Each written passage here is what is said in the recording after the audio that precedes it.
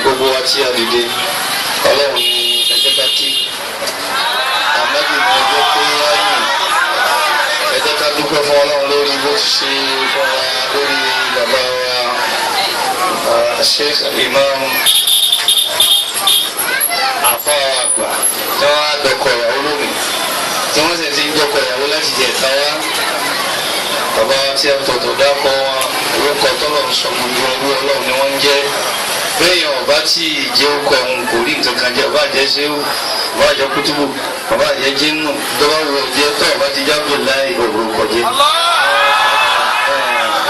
torí gbà tọ́lọ̀ wọn parí ọ̀rọ̀ wọn ní ọdúnkúlì fi ìbáàdì ọdúnkúlì jannati ìbáàdà bá ní gbogbo àwọn ẹrú ọlọ́run sàásà gbogbo àlèkọ́gùn gbogbo mo ti gbọ́ lọ́dọ̀ pòfẹ́sọ̀ ẹgbẹ́ ìgbà táwọn bá kàwá jọkọ̀ bàbá wa bẹ̀lẹ́ aláwọn adúgbò lọ́wọ́ ẹ fàgbà sí lọ ẹ fi kékeré sí lọ́hùn ẹ tún fi ọ̀dọ́ sí lọ́hùn ẹ tún fàgbà sí lọ́hùn tó lẹ́ni tó ń fẹ́yàwó tó ń gbéyàwó sí lọ́hùn ni kì í ṣe pé fẹ́ ṣe lọ́hùn ọlọ́run jẹ́ kí òní tẹ̀ dúpẹ́ yìí jẹ́ kọ́lá ó tún dájú bẹ́ẹ̀ lọ.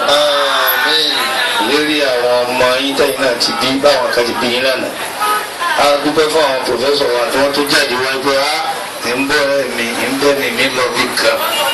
ṣé ẹgbẹ́ ìjòkó wa yìí ti kọjá wẹ́rẹ́ rẹ̀ tó mọ́ pòfẹ́sọ̀ náà tó dìde ìjòkó tí wọ́n bá wá dìde wá ìjòkó yìí.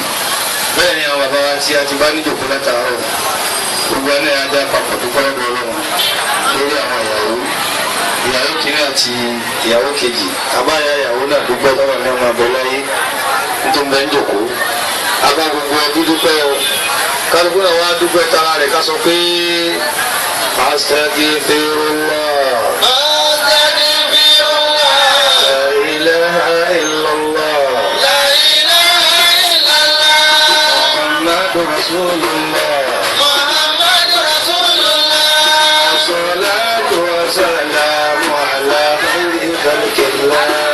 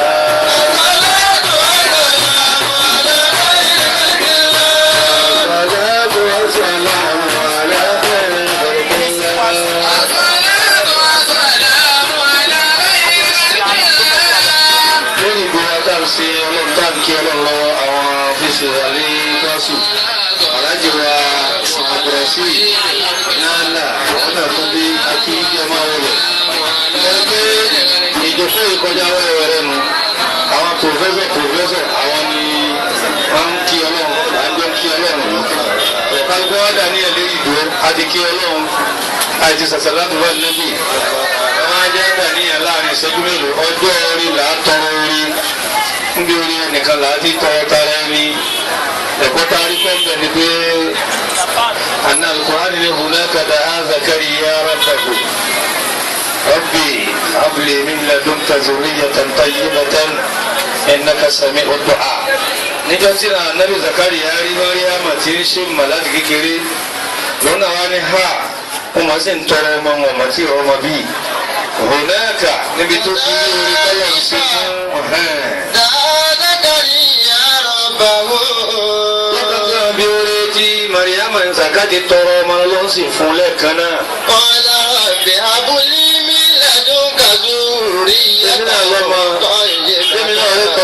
ọmọ gbogbo ẹni fẹ́ ṣe ìyàwó ọmọ ọlọ́mọdé àyọ̀dá fáwa náà ọmọkùnrin ní ọmọbìnrin ẹni fẹ́ ọmọ rẹ̀ kọ́sẹ́ ẹni tó ọmọ rẹ̀ ò yẹjú ẹni tó ọmọ rẹ̀ ń jẹ́ bànújẹ́ fún ọlọ́mọdé àbá yẹjú wọn ọba tó yẹjú wa Nana Fatima ìyàwó tèmi àti Alimatu ọyẹjú wọn lé ní ọlọ́mọdé àyẹjú ọmọ ẹnì kọ̀ọ̀kan wa náà àti nǹkan mi ìta àkọ́kọ́ yanjú ìṣòro Fatiha méjì méjì. Bismillahir Rahmanir Rahim. Alhamdulillahi Rabbil Alamin. Ar-Rahmanir Rahim. Maliki yawmiddin. Iyyaka na'budu wa iyyaka nasta'in. Ihdinas siratal mustaqim. Siratal ladzina an'amta 'alayhim ghayril maghdubi 'alayhim waladdallin. Àmín. Fatiha kan o gbogbo àwọn tó bí ọba Abdullahi àtàwọn tó bí àwọn ìyàwó àti ilé bàbá ilé ìyá ilé bàbá àti ilé ìyá ìyá ní ọ̀nà tí gbogbo ẹbí kójọ papọ̀ fi dùn báyìí lẹ́nu. ọbẹ̀ látòrí tiwọn àtàwọn àfáà wa tí wọ́n tọ́ tí wọ́n lè wá bàbá sọ Kamal bàbá sọ Adam bàbá alágbàjì gbogbo àwọn bàbá ní Samsudeen wọn á bí kárí gbogbo àwọn tó tún lẹ́tọ̀ọ́ ká ṣàdúrà fún Bismillahir Fatiha àkàfọ́ gbogbo àwọn òkú wa. Bismillahir Rahmanir Rahim. Alhamdulillahi Rabbil Alamin. Ar-Rahmanir Rahim. Maliki yawmiddin. Iyyaka na'budu wa iyyaka nasta'in. Ihdinas siratal mustaqim. Siratal ladzina an'amta 'alayhim ghayril maghdubi 'alayhim waladdallin. a ṣe ayé àti Salatul Fati fún àwọn bàbá Khalifa bàbá Safiyullah àti bàbá Khalifa bàbá Habibullah Adam Al-Alawi àti gbogbo àwọn ìkà ìtẹ́ńkálẹ̀ bẹ̀rẹ̀ látòrí pòfẹ́sọ̀ wa àwọn alájí wa àgbà àwọn afá wa tí àbùkọ̀tọ̀ dákọ̀ wọn àti àwọn afá wa lọ́wọ́ ọ̀tún mi kejì náà tọ́jà sí pé kíbi láti bá wọn pàdé tí wọ́n sì máa ń ṣẹ̀yẹ fún ṣẹ́ka Adam lára wa àti nàbí láéláé ọlọ́run ní kan ilá gbogbo ọlọ́run ní lójútì ọlọ́run tó fi sọ̀gá ní ìlú mọ̀ ó kúrò ní ìlú mọ̀ gbogbo tí bá ti ń jẹ́ Jamia University ìlú mọ̀ ni láéláé ọlọ́run ní sọ ilé ìwòyìn bẹ́ẹ̀ ẹ bá sọ̀kalẹ̀ báyìí àwọn ọmọ yóò ti jù yín lọ àti bàbá wa láti ìtọ́sùn náà tọ̀ owó ẹ̀yìn yájọ́ ìjọba ń kálẹ̀ tẹ̀ mọ̀pá láti ṣàdúrà fún yín nílé kí ó wá akínyìn o àrí àwọn ẹlẹ́ha mọ̀álímọ̀ ń bẹ̀rù ilé ìyàwó bàbá Sheikh Ahmed lákàlọ́ọ̀lù àwọn aláàjì àwọn ayọ̀ náà ń bọ́ bẹ̀ àti gbogbo àwọn tá a jọ sílé kí ó ní Samsudeen lọ́kùnrin àti lóbìnrin ọ̀rọ̀ yẹn ní káwá tí wọ́n ti kò wá báyìí torí ààrẹ san gbèsè ilé kí wọ́n tán láéláé ẹnu tá a bá ní sí mẹ́rin náà máa ṣe ọlọ́wọ́ yóò ṣe àwọn ya wa alájà wa níjà gbèlè àwọn afáwọn àgbà Khalilullah àti jẹ́ Khalifa àti gbogbo tó jẹ́ Samsudeen náà lápapọ̀ àwọn alájì wa Maisuna ní ọkùnrin lọ́dúnkùnrin bẹ̀ ọlọ́mọ bàbẹ̀jẹ́ láéláé. إنا أعطيناك. بسم الله الرحمن الرحيم. إنا أعطيناك الكوثر فصل لربك وانحر إن شانئك هو الأبتر. إلى بكم على جاي حفصة ìyàwó láti jọ ìyàwó náà ní ìyàwó àwọn ìyàwó la tún ṣe lábẹ́ ìyàwó yìí. ẹ má sì rí ọkọ ìyàwó náà àwọn náà gé fìlà ni. àwọn náà ọkọ ìyàwó jòkó ọkọ ìyàwó jòkó àwọn ń ṣe àwọn ìyàwó lábẹ́ àwọn ọkọ ìyàwó àti ìyàwó. iná àjẹrẹ ọlọ́mọ bá inú jẹ́ o. ọba náà lọ́mọ sàlùkù dáadáa fún mi. ó bí àwọn pòfẹ́sọ̀ ni ó wá jẹ́ ẹjọ́ tí mo fẹ́ dá yìí tí ò bá burú. ó yà àwọn pòfẹ́sọ̀ bá wa sáyẹ̀ níbi tá a jòkó yìí ìjòkó àwọn àlùmọ́ǹkìrì ọkọ ìyàwó wa jòkó ti wá sí ọjọ́ àkọ́kọ́ ìyàwó jòkó ti ìyàwó yẹn nínú ọjọ́ ẹ̀yẹ báyìí. lóòótọ́ àgbàlagbà máa ń sàgbàlagbà dìbò kankan bẹ̀rù ẹ̀sùn sẹ́gbẹ̀ kàwá yìí kí wàá wọlé wọn. àwọn olóòótọ́ bẹ́ẹ̀ fún yìí àwọn mi ò tó yín wọn lè sọkọ ìyàwó mọ́. ìbádà ni ẹbí sinú náà ni sẹ́mu ẹ̀fọwọ́ sísà lọ́dọ̀ dá bẹ́ẹ̀ ẹ̀sùn ní bàbá. أرجو الله الحمد لله أن ينبه محمد صلى الله عليه وسلم. إذن دعوك كفي ولكي تقول الله صلى الله القرآن في مكي أبا إسماعيل القرآن يتجاسم يا من هو بقى دامسواجه نافي إلى تتوتي آية وكلك وابتغي فيما آتاك الله الدار الآخرة كانت آية كبيرة أو كبرى من آيات القرآن التي تشمل وتجمع جميع معالم الدين الإسلامي والشرائع والأحكام يتجب عبادات وأنباء معاملات وأنباء sọ̀sìyà ti wà bẹ́ẹ̀ jìnnàyà ti wà bẹ́ẹ̀ ẹ̀yìn ìyàwó ẹ̀yìn ni ẹ bá bá sọ̀rọ̀ torí bàbá àǹfààní wọn púpọ̀ ọlọ́dẹ ti pọ̀ nùmọ̀ wọn ọ̀dà yín lójú pé irú yín báyìí náà wọ́n ti bí lọ́mọ wọn ti ṣe níyàwó fáwọn kan àmọ́ bọ̀ láyé yóò ṣe gba níbi tẹ́ wà yìí nana Fatima ti Sàdíyà òun la fẹ́ fún yín nímọ̀ràn bí táwọn ẹ̀yà wọn ti dá lábẹ́ àyà tí àfa kéènì wípé a'udhu billahi minash shaitani rajim wabtaghi fima ataka Allahu daral akhirah sojú kòkòrò bó ṣe rí ọlọ́mọ ọba rẹ̀ wọ̀ nígbà kìíyàmà kọjá pọ́ìntì kan pọ́ìntì yẹn ó ti mú àlè ìbádájú ó ti kó tọ́wọ́ ẹnu sẹ̀ríà Islam ẹlẹ́ẹ̀kejì ọ̀pọ̀lọpọ̀ yìí ó lè yàtọ̀ síra wọn lọ́gárí bí ọlọ́run ní oúnjẹ ebi bí ẹ bá ṣubú lulẹ̀ á ní àyè ṣe tí wọn náà jẹun ọkọ wa kì í ọdún máa bọ̀ lápájá ìwọ́dà ìwọ́dà ìwúlẹ̀ kọ̀ọ̀kan bá wọn bọ̀ wọ́n kọ́ ẹ kò jọ ọ náà ẹ ti ń bọ̀ ní lọ́pọ̀ lọ́wọ́ wọn ẹ máa gbọ́ lọ tó ní aláwọ̀ ọ̀dẹ̀ lọ́ọ̀ká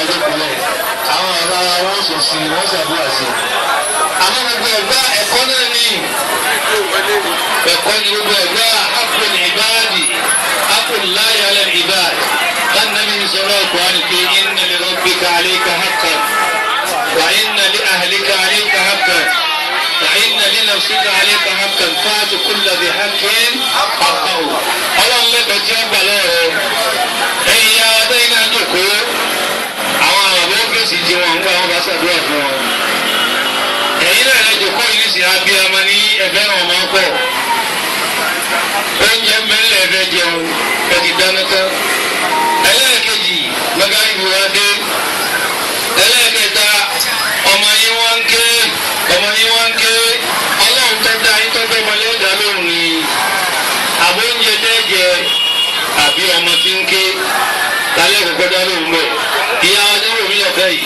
ẹ̀yin náà dáhùn yìí wọ̀n. Aya bisimilá. Wọ́n lọ́ ma làwọn kọ̀kọ́ dáná. Bọ́lá yẹn tó bẹ́ẹ̀ ni wọ́n jẹ́ bẹ́ẹ̀ kọ́ pòfẹ́sọ̀ ń bọ̀ wá dáhùn. Aya ìgbẹ́jọ́ yìí àwọn ní yunifásitì mọ̀ ní. Kámẹ́ bá àjòkó lásán gbogbo ẹ̀ lẹ́kọ́. Ìyá máa ń jí táwọn àjọ ọlọ́run òbí ọ̀bá fúra o. Ẹ̀yin ìyá wa dẹ́ jòkó. Ẹ dáhùn ẹni náà. Ẹ̀yin bàbá wa dẹ́ jòkó gbọ́. Kí ló ṣe dágbà ọ̀gbà mọ́?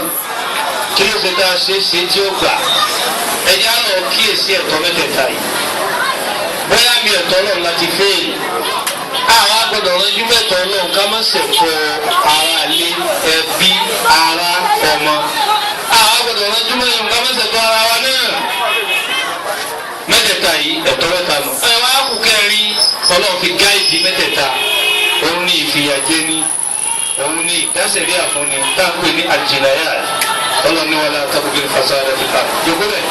wàlá tábùkì fasada fil ard inna Allaha yuhibbul muqsitin. orí mágáyì ti dé àsìkò ìṣẹ́lẹ̀ lọ́la mágáyì bì ẹlẹ́kùn gbogbo akáyọ̀ ara o tó bá yẹ pé ní àgbàwẹ̀ pé àkírun pé ẹjẹ́ ayẹwo ìjà àṣẹ tó fẹ́ kọ́ wa sáà máa tún àti ọkọ̀ wa síta ẹjẹ́ ayẹwo ìjà àṣẹ tó bá àwọn ìyàwó wa sáà máa tún àti àwọn ìyàwó wa síta ẹ̀tọ́ ẹlẹ́sà gbé lọ́ta àwọn ọkùnrin káyẹ̀wò àwọn bàbá wa sí Abdullahi àníjẹ̀ kan náà ní ẹgbẹ́ ìjọba fáwọn ọmọ àmọ́ wá kà wá ní pé àwọn ayáta ń fẹ́ ní Kùránì tó ní ọkọ wa àwọn kọta ní Kùránì tó ní aṣọ wa bàbá lè wọ́ pẹ̀lú ọlọ́run ṣoṣo rẹ̀.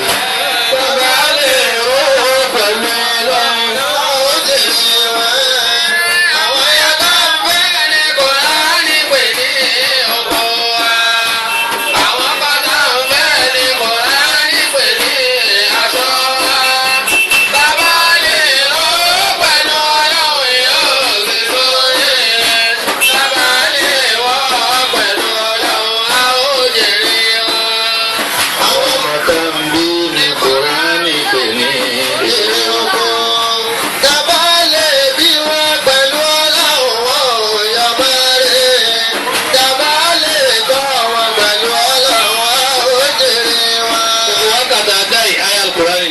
نساؤكم حرث لكم فاتوا حرثكم أن شئتم هن لباس لكم وأنتم لباس لهن.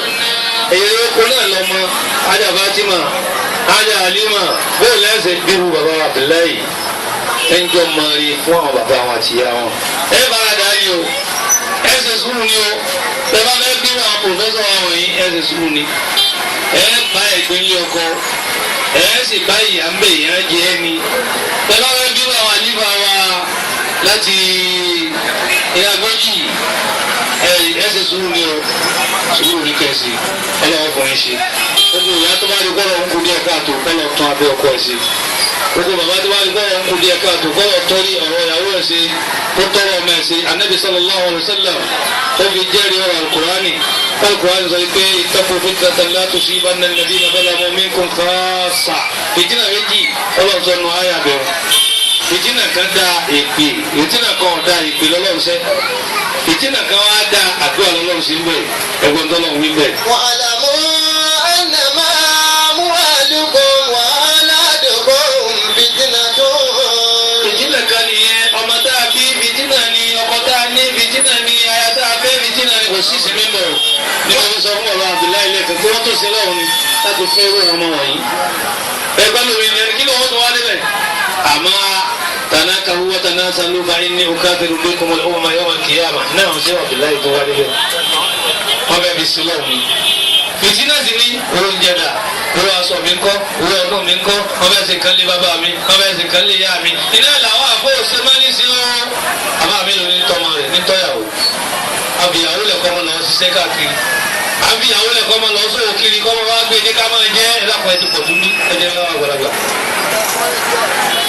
èèyàn mélòó ní ṣe wàhálà fúyàwó ẹ̀ ìyàwó ládàá sóko wàhálà Ànábì sallallahu alaihi wasallam ó gbé àwọn sàábé ńjọ kan. man kana lahu thalathu banatin. kéde bẹ́ẹ̀ o níbi ọ̀rọ̀ ká tọ́jú ìyàwó ni ká má ju ìyàwó lẹ̀ bí ẹranko.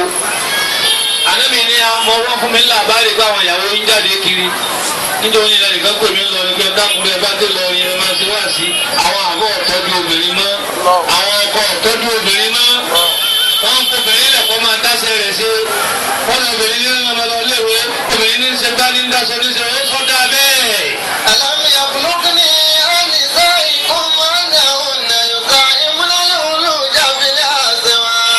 Ànábì ni wọ́n fún mi láàbárì pé ìsàbẹ̀ wọn gbọ́ pé wọ́n ẹ̀dà ìyàwó nílẹ̀ wọ́n lọ ọjà wọ́n rú ẹ̀pẹ̀ wọ́n ṣe mọ́ndé. Ànábì ni sọ àdá àbáwọ̀ wọ́n ṣe lọ fìdí kò dí láàrin ọjà pẹ̀lú àwọn ọkùnrin ọlọ́kùnrin. alájùkárù. jowú ni kò sówú lára yín ni. láwùyẹ kẹfàlà fáyà bí. Ànábì ni tí ọba jowú tó bí àwọn ẹlẹ́ bí ẹranko kò sórí ọkùnrin yẹ̀yẹ́ nu alábùkù ọkùnrin ni. ẹ̀jẹ̀ àtàjì gbogbo wa bẹ̀ látọ̀rí bàbá Abdullahi àtẹ̀mí náà àtiwọ́ náà ǹjẹ́ à ń sẹ́kọ̀ àwọn ìyàwó wa mọ́. ẹ̀jẹ̀ a máa ṣe bá bàbá àná ti ṣe àbùkù nílẹ̀ yìí lánàá kí yẹn máa jẹun obìnrin àbùkù nílẹ̀ yìí lánàá kí yẹn máa wọṣọ tóbìnrin bá dá sí lọ́rùn àbùkù nílẹ̀ yìí lánàá kó ayé pé ilé àná lọ́rùn rẹ̀ tẹ̀bà sí i àmọ́ ti di báyìí lónìí bẹ́ẹ̀ ló nígbà tó gbé àdúrà rẹ̀ fún un ẹ má jẹ́ àgbéyé ayé kodò. Abdullahi ibn Amr anna Rasulullah sallallahu alaihi wasallam. Abdullahi ibn Amr látọ̀dọ̀ jíṣẹ́ Ọlọ́run. Dàkẹ́lá aláwọ̀ mi bọ́lá yìí màmá rí àtàlùkì bùtìyà. Agbárí mi ti dé ẹja sọ̀tọ̀ àwọn obìnrin mẹ́ta. Ànábì sallallahu alaihi wasallam orí ẹ̀yẹ bí tẹ ṣẹ̀tọ́ lónìí lọ́jà tó fẹ́ káàdì sí nǹkan tó máa lọ. Ẹni bá lọ ọmọ méjì mẹ́ta mẹ́rin tí èsì ìyàwó ẹ lọ ṣe é má sọ ọmọ yín dasí. Aláìsàn sọ wípé wọlá tẹwà ẹ wọlá tukrihunna fatayatikum ala al-bigha wọlá tukrihunna fatayatikum ala al-bigha in aradna tahassuna tabtagu arada al-hayati ad-dunya wa man yukrihunna fa inna Allaha min ba'di ikrahihinna ghafurur rahim. Ẹ má sọ ọmọ yín dasí nkàwé nkàwé ẹ má sọ yín dasẹ́ wó nkọ́sẹ́ nkọ́sẹ́ ẹ má sọ yín dasẹ́ wó àti ìrìgbàtà tó fún àti ilé ìdáwó àti òróró ọmọ wọn ń gbọkùnrin dúdú wa ń gbé pupa wa ń gbé funfun wa ń gbé ìrìn wa wọn wọn ń bò yín lọ́wọ́ ń kó mílíkì wa wá lọ́mọ yín ṣe rere tẹ́lẹ̀ bá ṣe bẹ́ẹ̀ fa inna Allaha min ba'di ikra'ihinna laghafurur rahim. ọmọbìnrin tó mọ́kọ wá pé mo ṣe tán ẹjọ́ lọ bí ọba tí ìṣòro ọlọ́wọ́ padà kẹ́ wọn lọ́rùn ẹ̀yin tẹ́ ẹsẹ̀ tó yìí ẹ̀yin tẹ́ tó bá kú lọ́rùn ẹ̀ tí èsì máa ń yà wọ́n lọ́ ṣe é ẹni tí etí ìgbéyàwó ọmọkùnrin kọ́ lọ rẹ̀ ń ṣe é alùbáríkà lè wọlé kí ni ká lè máa wọ bẹ̀. màkànà làwọn sàlásù bàbá ẹni bá bímọ bẹ̀rẹ̀ mẹ́ta sàlásù ọkọ wá. àti àwọn ẹbí rẹ̀ ọmọ ẹ̀gbọ́n rẹ̀ ọmọ àbúrò rẹ̀ mẹ́ta mẹ́rin ń bẹ lọ́rùn rẹ̀ wọ́n ìṣẹ̀yàwó ẹ̀. màá ń fọkọ àlẹ́ yìí. àwọn anáwó lé wọn lérí ọkọ wọn nígbà ọkọ wọn kí wọn kọ́ wọn níṣẹ́. àtàyẹ bí nà wọ́n ti wá ṣèyàwó wọn tí wọ́n fi yanjú. òfin ọtí làwọn sùnù gbogbo ìbàdàn. ẹ̀ṣẹ̀ tó bá ṣe Ọlọ́run kò ní jì pátápátá ẹ̀rí abáṣe ìyàwó méjìlá lé wa tá a sì fẹ́ẹ̀ dọ́gbọ̀n ọmọ màdá o àmọ́ bá wa ní wọ́n ṣe ìyàwó kan ayé ọgbọ́n ọ̀rọ̀ ọgbọ́n ọ̀rọ̀ àwọn wọ́n ṣe bọ̀rọ̀ ó ti bí gbogbo ọmọ tó wọ́n Ọlọ́run bì. ìlà ayé àmàlà láàyò kò bá rú. ẹ lẹ́yìn yóò ń gọ́. fàdájà àwòrán jùlọ mi lára arábì mímà ní ha. lálẹ́ àwọn apẹ ànábì pé ìwọ ànábì ọmọ mẹ́ta ló pé ẹni tí ọba bímọ mẹ́ta tó fẹ́ pé méjì ní ti àbẹ́yọ̀ kan kọ́. àlà Rasulullahi sallallahu alaihi ànábì ní bẹ́ẹ̀ ni wọ́n làbọ́jọ́ ọmọ méjì náà ló ṣe ìyàwó ẹ̀ bọ́jọ́ ẹ̀yọ̀ kan náà ni Ọlọ́run darí ẹsẹ̀ rẹ̀ jẹ́ ọ́ gbogbo ẹ̀yin ẹbí tẹ̀ ṣe léyìn Ọlọ́run ti darí ẹsẹ̀ jẹ́ yín o ẹ ti yanjú ọ̀rọ̀ Fatima ẹ yanjú ọ̀rọ̀ Halima àwa tó kù lọ́rùn wọn kálọ̀ yanjú lé wa o mọ́tàlí dìde Ọlọ́run fà lùbáríkà sí yín lóṣì tẹ mú wa bá dáa bí ọ̀dà bàbá pòfẹ́sọ̀ sọ àbá àwọn alẹ́ agbójì ọ̀sàdúrà sí alọ̀ kí mọ́tàlí di Ọlọ́run lẹ́sẹ̀ ìyá sí wọn bàbá sábìlá ọlọ́jọ́ mi yóò gùn ipò tá a fi sọ̀kọ lórí obìnrin lọ́sàn àti lóru ọlọ́mọdé àmì káwà rẹ̀ fún ẹ sàmì dáadáa wọ́n ní lọ́sàn àti lóru Ọlọ́run tí ń ṣe tẹ́lẹ̀ kò ní dáṣẹ́ dúró iná lè rẹ́gà fún bàbá.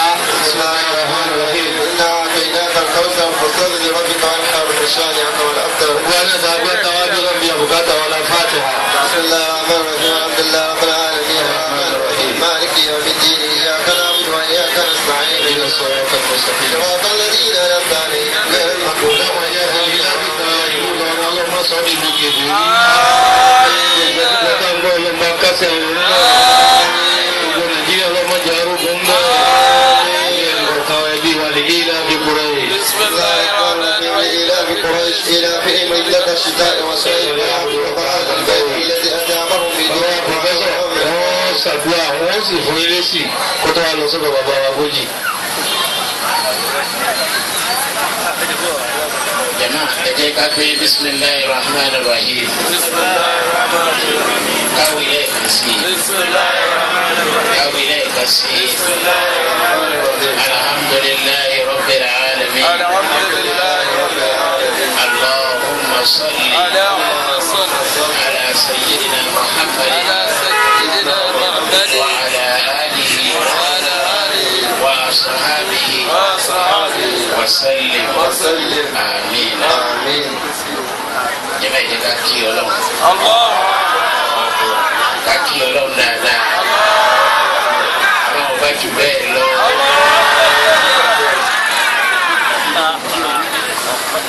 bójú ọba máa dùn yàn á rí wípé bí wẹ́dà ti rí yìí ọ̀rọ̀ ní ń bá wa sọ Ọlọ́run bá wa ṣe ojú òdùn wa àwọn bàbá ṣe wáàsí fún wa wọ́n tún ṣàdúrà fún wa hali jaza'u li ihsani illa li ihsan bàbá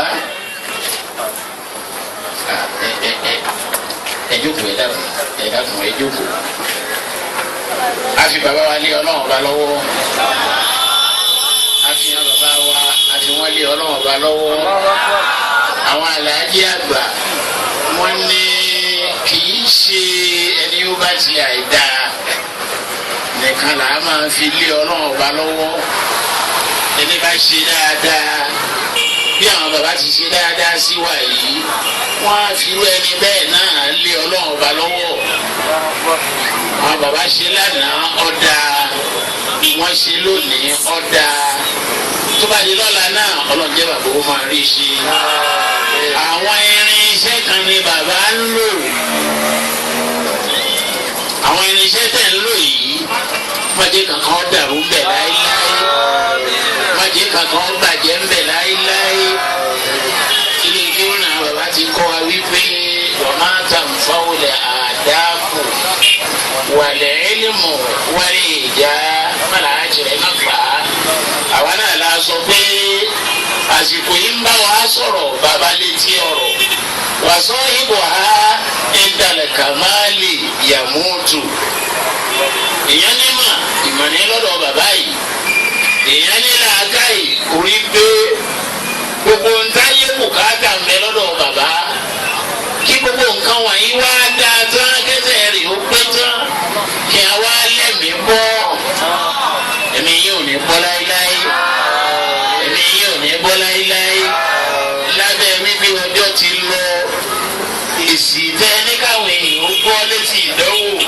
wọn ò máa gbọ́ lọ́jọ́ ní ọjọ́ rí jẹ́mọ́ wa ẹ̀jẹ̀ ká ṣe ní àti iná kọ̀ọ̀kan fún àbàbá wa jẹ́mọ́ àdáníyà bisimilahi rahman rahim inna atainaka al-kawthar fasalli rabbika wanhar inna shani'aka huwa al-abtar mọ́kànlá inna shani'aka huwa al-abtar inna shani'aka huwa al-abtar inna shani'aka huwa al-abtar inna shani'aka huwa al-abtar inna shani'aka huwa al-abtar inna shani'aka huwa al-abtar inna shani'aka huwa al-abtar inna shani'aka huwa al-abtar inna shani'aka huwa al-abtar inna shani'aka huwa al-abtar alamata amin amin amin ya Allah.